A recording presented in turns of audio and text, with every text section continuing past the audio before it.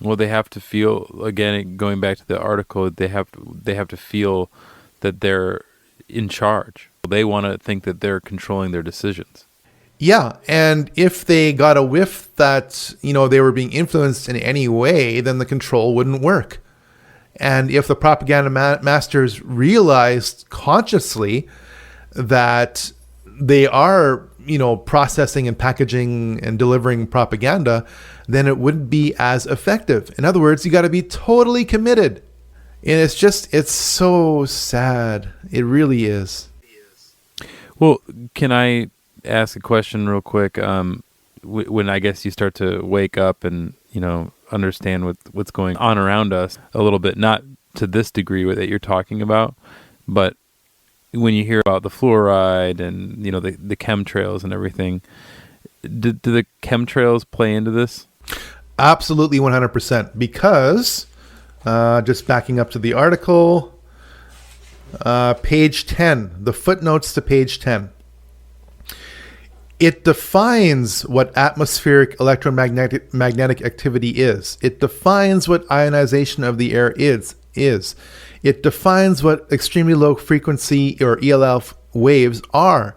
And it talks about their effects on the human mind and on the human body. They are chemically altering us and electromagnetically altering us in every possible way. And it's just so sad because everything that we just talked about is in the Bible, in the book of Revelation. And again, I'd have to look it up, but I can at least paraphrase the text where it says that God will judge, quote, those who destroy the earth. Now that's a lot of power, because back in John's day when he wrote that, back in about 73, most scholars say 73 AD, the book of Revelation, the most that the Romans could do is pretty well torch a forest or torch a city or salt, a couple hundred acres. And now we're talking about technologies that can potentially destroy the earth. And in context, it's not talking about the Nephilim or other agents of God's judgment upon the earth. And it's not talking about the angels which are authorized to unleash the trumpet judgments and bowl judgments. It's talking about man. Okay? So, and this is also not a proof text. It's also supported by other prophetic texts or verses in the Bible, like Daniel, where it says, and knowledge shall greatly increase. I think it's hay. The hay there in Hebrew, it's the knowledge, isn't it? Possibly. Again, I find it quite interesting that one of the guests on Canary Cry Radio was interpreting that verse in Daniel. In other words, people shall travel to and fro, to refer to time travel. Oh. And I think that's a distinct possibility. In other words, teleportation. Mm-hmm. And we are just getting into that. Laboratory experiments have already been able to teleport very, very simple objects from one point in a lab to another. Now, that hasn't happened in history for thousands of years. I qualify that because I have reason to believe that it happened in the pre-flood era, and also was starting to get into during the Tower of Babel, which is exactly why God had to destroy it, because the line between our physical world and the spiritual world was becoming blurred. And again, God couldn't redeem all of humanity. That Tower of Babel, if it were allowed to be fully complete, would have violated God's plan for salvation. So he had to stop it. And he had to inject all kinds of languages all over the earth to stop that. So God only intervenes or interferes in history when he absolutely has to. Right. And again, not because he's a control freak. The Luciferians and atheists and agnostics will tell you that. That's a lie, because he only intervenes on our behalf to prevent humanity from destroying itself. Yeah. I liked Well, first, let me say this. I want to do an interview with everything you just talked about right there, Nephilim, at some point, but we won't delve into that today. No, that is a topic for volume 4, and Yeah. I have to get over the issue of the illusion of money. 90% of my research is done. I have the outline. I'm now going to start writing the script. So, again, the whole financial aspect is something that we could spend 3 hours on. And the Nephilim is a topic that isn't quite resolved in my mind yet. So I wouldn't want to speak on something that I wasn't entirely sure on. Right. And Sam and I have talked, as we do interviews with you, we really want to kind of focus on what you're working on right now to kind of help, build interest in that. Exactly. But you know what? I lost my thought. That's I think this okay, happened to be last because time. I'll give you another thought as we proceed forward here. The last article, look this up. The 25 Rules of Disinformation by the Vigilant Citizen. Okay. We're not going to go through this verbatim, but I'll just skip through this and give an example of each point by point, because when you see broadcasters, you must know that you cannot get to the top of a news organization without being compromised in different ways. It's impossible. A case in point is Walter Cronkite. Now, that's before our time, but Walter Cronkite was the anchor for 40 years. He was the guy who told us all about the moon landing live ever since and Vietnam and so on. So he's a critical figure.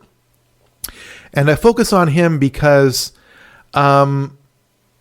you can attend, if you're so inclined, the Walter Cronkite School of Journalism.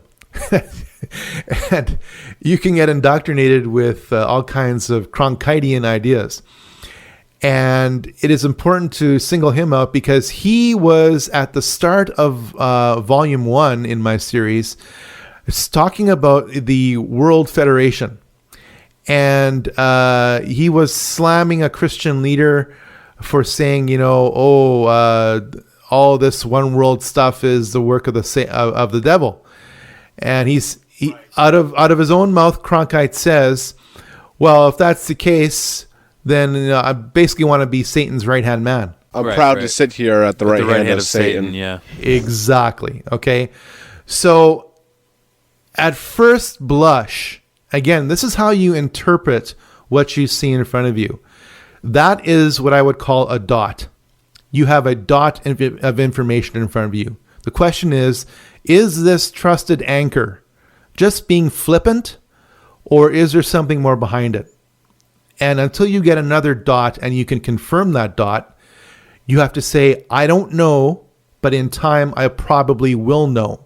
So in the meantime, I need to reserve judgment, because it is not your task to judge. God will judge. It is your task to uncover evil when you can verify it. Don't go looking for demons that don't exist, because you're sure to find them. Don't go trying to absorb yourself in conspiracy theory. Just consider Ulrich's 2 laws of research. 1, if you don't have the original source, you've got historical hearsay. Number 2, if it doesn't align itself with the Bible, disregard it. With those 2 laws in mind, and the fact that you shouldn't judge, but you should be exposing evil,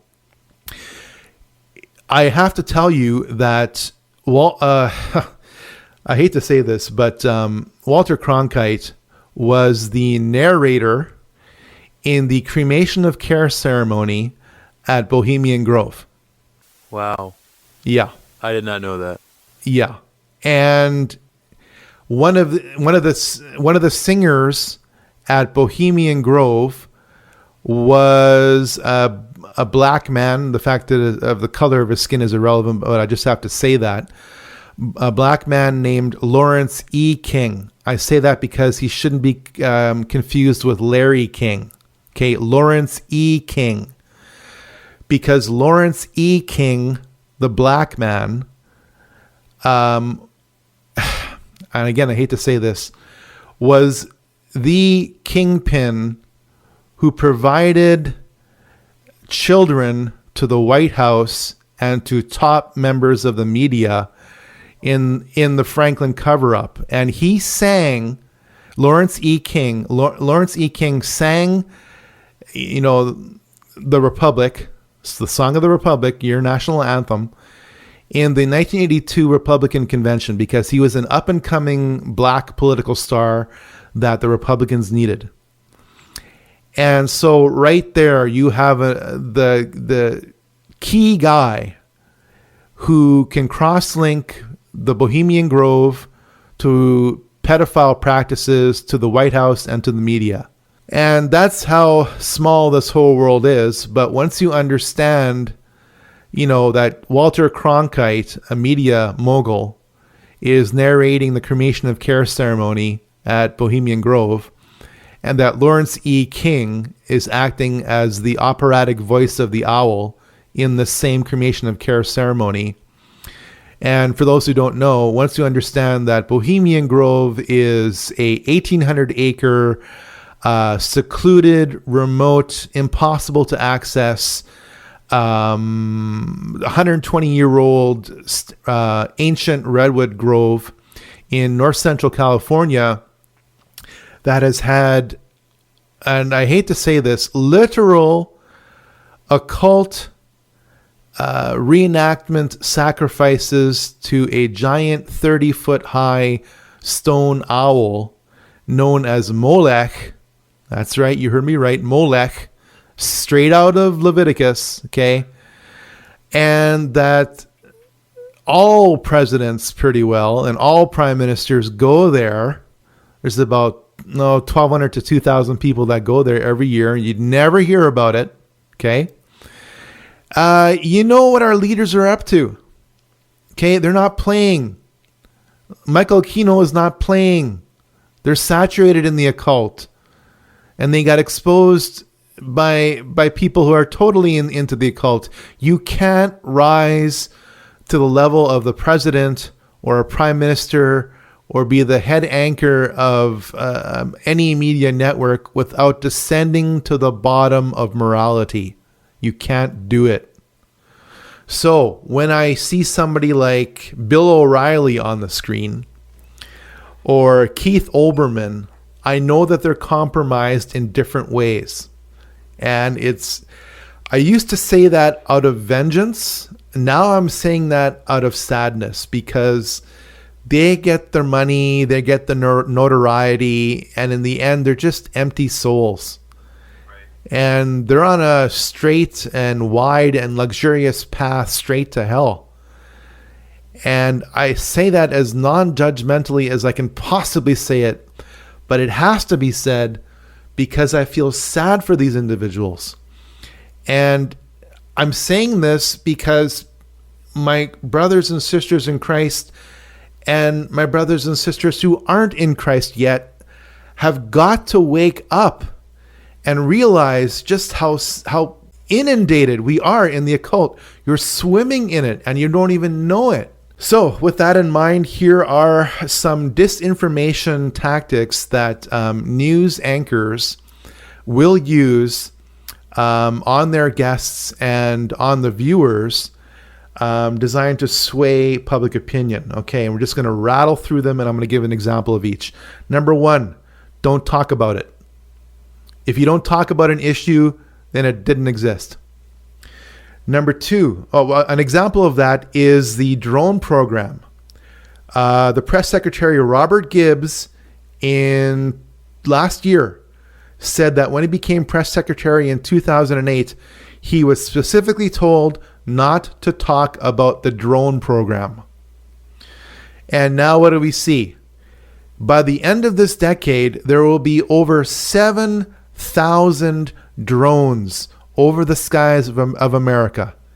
And it just saddens me. And I can tell everyone in the audience tonight that I'm just waiting for the day when some variation of the drone fires a missile and kills a quote-unquote terrorist family on American soil in America.